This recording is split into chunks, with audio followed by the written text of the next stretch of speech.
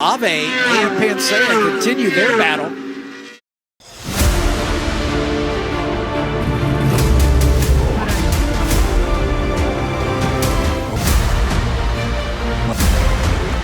The field now all packed up. Everybody's good to go. As the starter looks them over, and we are green. Pole sitter Greg Guyan trying to hold off the challenge from behind, and that is the 8 of Tim Day Jr. But Guyan's gotten it done. Day falls in single file right behind him, but sweeping around the outside is Pancea trying to...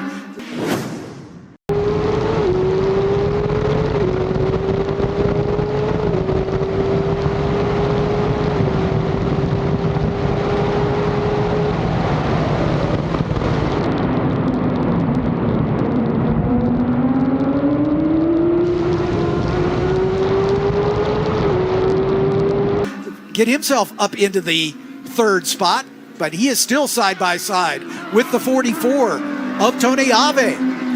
Ave and Pancea going after it. Ave thinks about ducking down to the inside, but falls back in single file. It's still very much early days with Greg Guyan, your leader. There's the 7 car of Mike Rupert, another veteran campaigner. These cars so much faster than the cars we've been watching earlier on in the runoffs. I kind of have to recalibrate myself as how quickly these guys are making their way around the track. They are hustling. And take a look at this. Tony Ave, who's been out there in 2 races already today, trying to make moves on the Sherman Chow. Sherman getting those elbows out a little bit, keeping Ave behind him. Ave now, of course, has Pancea in the similarly prepped 99 right behind him. So watch for these 2 guys. They may work together a little bit, but at some point, they become frenemies, right? His third spot, Sherman Chow, as here comes the 8 of Tim Day Jr., the 2-time champion, winning this race in 2021 at the Indianapolis Motor Speedway, as they fall down the hill.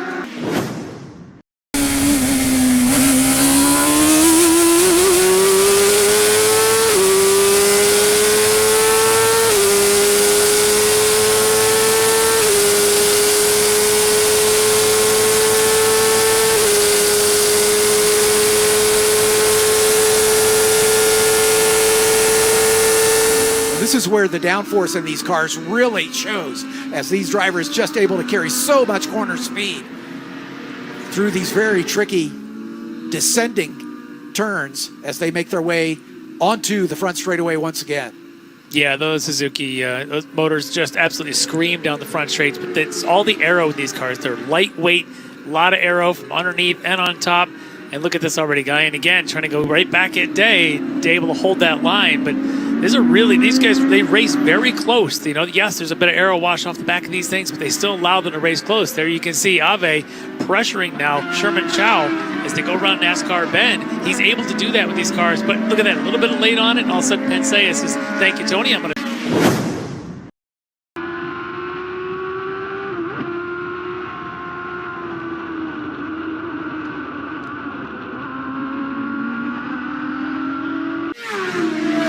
Wolf comes into this with 13 previous starts, so here it is 14 starts. He's got 6 podiums in his past. Do not count out Bart Wolf. He looks like he's pretty racy early on. A little bit of an oddball looking car out there in that Ligier with the Honda. So it's not one of those bike motors, I don't think he's got in there, but a little bit of a different chassis than the rest of the stores with their Suzukis. Tony Ave goes just a little bit wide. Pancea, though, compromised his exit of Oak Tree, and that's going to open the door for Ave. Again, similar prep job on these cars, very similar paint jobs. Ave's got a little bit of a blue over the shock cover. So that's how you can tell the 2 apart. The yellow shock cover for Pancea in the 99. Ave's thinking about it, and he pulls the trigger all late on the brakes into roller coaster, and he's able to get it done. Pancea didn't fight him too terribly hard.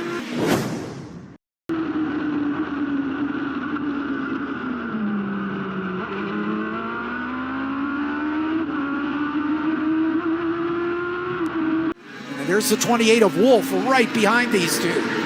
Ave, again, just about, an hour and a half, 2 hours ago, ran a GT3 car around here. A very different type of car. Yes, they have a little bit of aero to them, but they are not a P2 type of aero.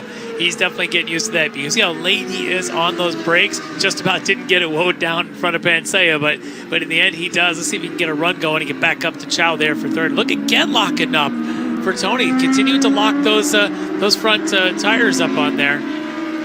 Tony, of course, the winner of the Hawk Breakthrough Performance Award, and that's the award given for the driver who makes up the most positions in between first and second qualifying, Tuesday and Wednesday.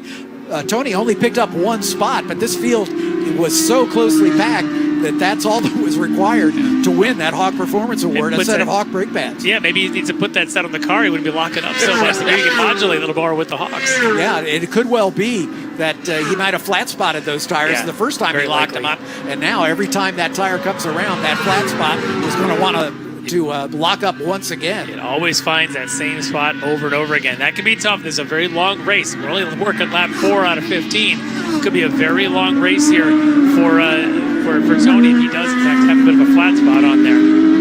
These great camera shots we're getting. Between Day and Guyan, they are the two most recent champions in this class, with Guyan coming in having won here last year. Guyan also set the track record in here in the race back in 2019 right here at VIR.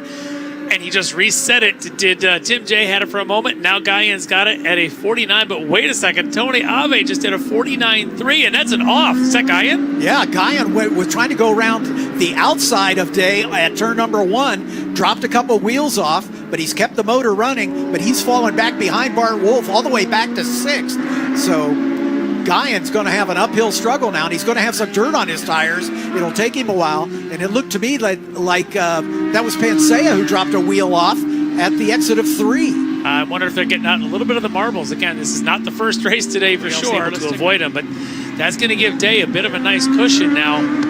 He's about 2 seconds ahead of Chow and Ave, but Ave should see him in the shot, getting close to Chow. That's your top 3 right now, Day, Chow, Ave. Lucian Pancea right behind him, then Bart Wolf, and that's where we'll see Greg Guyan come in behind them. As you can see, Tim Day with Sherman Chow now giving chase. Chow in the white 03 with the red highlights on top. Sherman Chow in his, this will be his 8th runoff start. His best finish so far, a 2nd at Mid-Ohio in Prototype 2 back in 2016. He is moving. A 49.6, his personal best. Best lap of the race right now is Tony Ave with that 49.9. There's Tony. Look out for the marbles out there, Tony, as he's getting pressured from Pancea. They were side by side for a minute. Tony able to keep it in. These two good buddies are finding their way around. They got to watch the marbles. We already saw what happened to Greg Guyan behind him. Yeah, Guyan in recovery mode. He got around Bart Wolf to get back up into 5th. Remember, he was battling for the lead when he dropped all 4 wheels off at the outside of turn 1. It's going to be a tall order for him to catch these leaders. But as the battle at the front between Tim Day and Sherman Chow has stabilized at about a half a second. Chow just kind of biding his time right now. Day, the 2-time champion in the class, most recently winning it 2 years ago at the Indianapolis Motor Speedway. But I'll tell you what, lurking there in 3rd is Tony Ave. He's broken away just a bit from Lucian Pancea. And we're soon to have a 3-way battle for the lead here. Yeah, Pancea's not going anywhere. In fact, he's actually right there in 4th. You can just see him at the back of the shot, just another half a second behind Ave or so. This is turning into a very tight little race between these 4 cars. I misidentified the 3rd place runner. Obviously, it is Pancea. And Pancea has gotten around Sherman Chow. Pancea is the man on the move. He is up to 2nd spot right now. I can tell you why he did, because he just reset again the fastest lap of the race at a 48.8. They have dropped 1.4 seconds off of the prior track record out here. They are blistering this place. And Tim Day has got his mirrors full of Lucian Pancea. Pancea looking for his first Runoffs gold medal. He's had 4 second places in his 9 runoff starts, this being his 10th start. And could a gold medal be in his future? As he pops to the inside, he's been watching Day weaving back and forth trying to break the draft. He is going to go early right out of Oak Tree Bend, still side by side, but I think he's gotten it done. Day falls back in single file.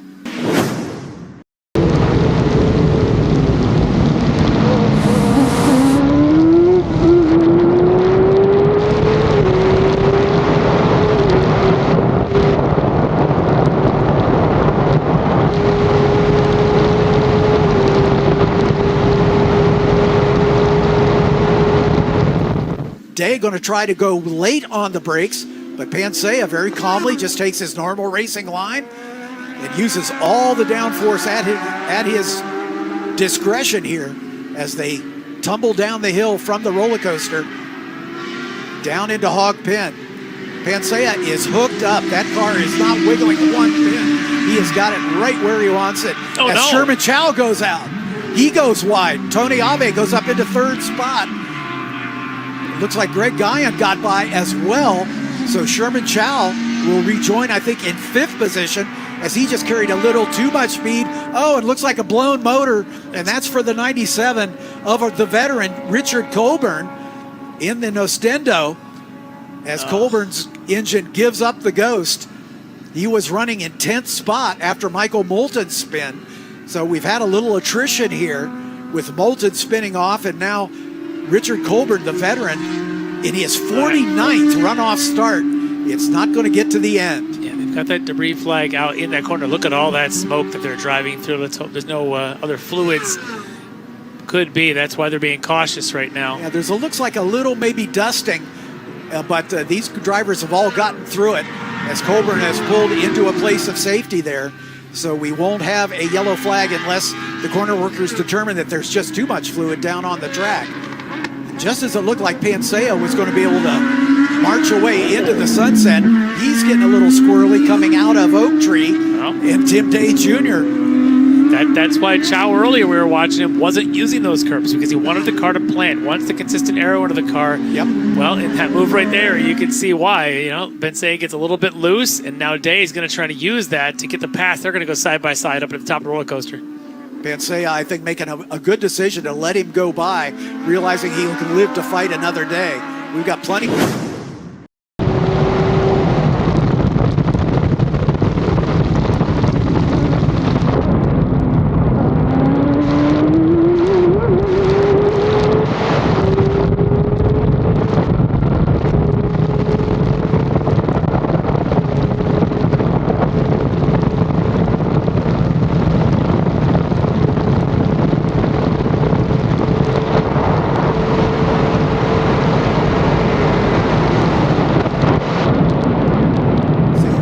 Just about to complete race lap number 9. So 6 laps to go as they come down into Hog Pen. That's one thing about it. We see a lot of the stock body cars using a lot of curb, but these downforce cars obviously can afford not to do that. Yeah.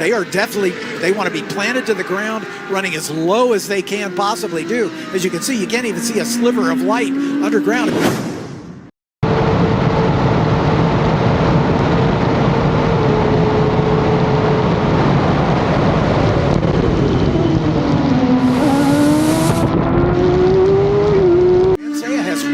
The lead from Tim Day. Yeah, Rupert, I talked to him this morning and, didn't quite get the qualifying he wanted. Thought perhaps he would have the pace once the race got going.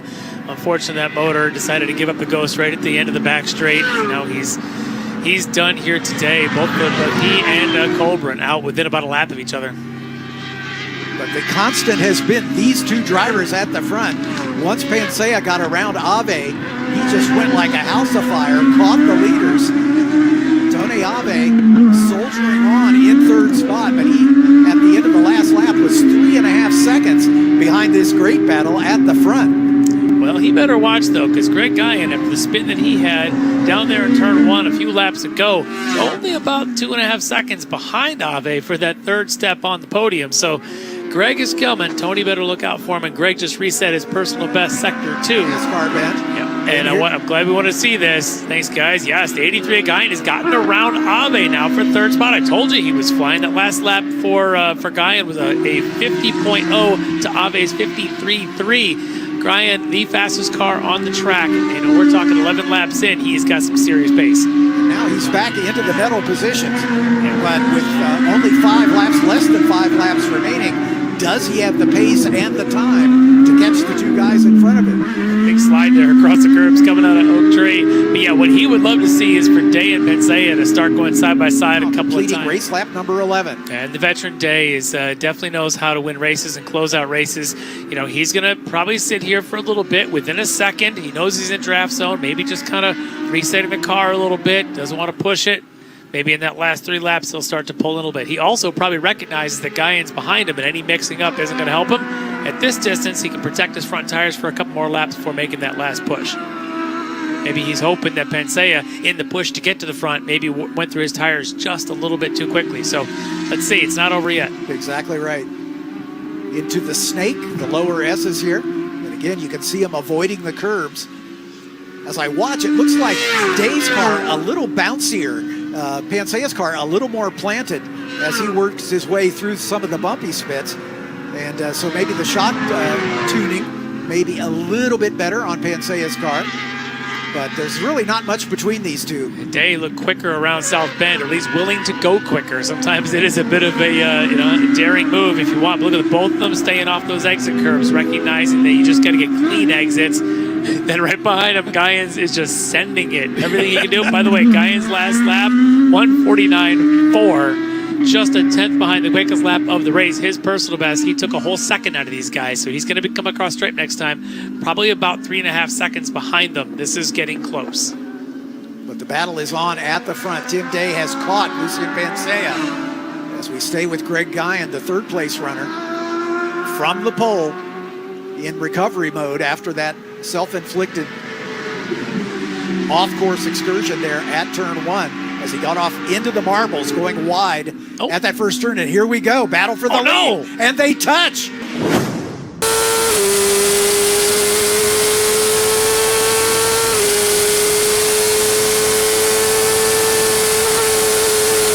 Battle for the lead. And Pancea crowding Tim Day off the track. And they made contact. You can see the tire smoke as they made side-to-side contact. Yeah, carbon fiber bodies like this do not like contact. Very easily could either throw off the arrow, could even misalign something. That was good contact. And for Day, he actually looked like he had his right side tires in the grass under the starter stand. Who knows what that could do to the car? And I'm looking at Greg Guyan. He has got to be licking his chops at the opportunity right now. Yeah, you guys just keep mixing it up like that. I'm coming. Tim Day right on the rear wing of Lucian Pancea as they work their way through the lower S's. I was wondering if Day was just going to hold back for a little bit and wait for the opportunity, and that looked like it. One good run off a hog pen, and he's up underneath him now. He's still pushing. Maybe he was hoping that would be his turn 1. Didn't happen. Now with just about 2 laps to go here, he's going to make another push and hope that Guyan doesn't catch him before these two get too close. Working race lap 13. They'll see the white next time by. Look at the slide, Pancea. He has got a handful now. Pancea's car going away from him a little bit. Maybe using up the tires. And that's going to give Tim Day, who had a much cleaner run through Oak Tree, as they climb the hill on Madison Avenue. Yeah, Lucian looks like he may have a little better top end. Day is just not able to get that close. Look at him ducking in the draft. Can't quite make it work. Maybe he knows that. He's got to get better exit speeds. Pancea with the Kawasaki. And Day and just about everybody else among the front runners with the Suzuki. So maybe the Kawasaki's got just a little more top end speed. Day, a little issue into brake and turn it into roller coaster there. That's what now this extra gap that Pancea is able to build. It was all at the top of the roller coaster. Day just struggled to get that turn in. Maybe a little bit of a brake issue. Could going back to when he put the right side tires in the dirt a lap ago. And he needs a hog pen of his life if he wants to have a shot at this race. That was pretty good turn in up there. He's closing that gap. Let's see if he can get the runoff hog pen. You bet. They're coming to the white flag. There'll be 1 to go this time by. As they're working their way through the hog pen turn. And he's going to be able to get some draft help from Pancea as they come to the white flag. There it is. The white flag's in the air. And Day is definitely eating him up as they come into turn number 1. 1 lap to go. Let's see if they get a little feisty through NASCAR into left hook. That's usually a good spot because you got a choice of lines. Does Pancea defend? A little bit. Just a bit. Right out to the edge. Day goes a little bit wider, but carries good exit speed into left hook. Now they take the right-hander into the lower S's for the final time at speed. These cars just planted. I'm sure they're flat all the way through this section of the racetrack. So much grip in these little cars. Yeah, indeed. Just maybe a feather of a lift as they come through the climbing S's here. Probably lifting at the top of the hill, I would suspect. You enter those things, probably flatten these things. All right, here comes the critical corner. Got to come off Oak Tree with a run. Who gets the power down smoothly? Day goes a little wider, but it didn't look like it upset the car too much. You can see some of the marbles, some of the clag being kicked up as they work their way down Madison Avenue. Day trying to stay right in the draft to maximize his top speed. That Kawasaki is strong today. It is strong, absolutely so.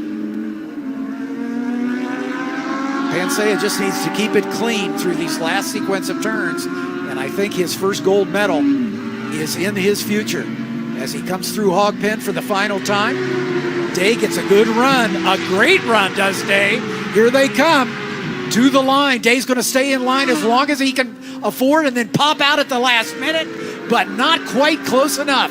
Lucian Pancea takes the gold medal for the first time.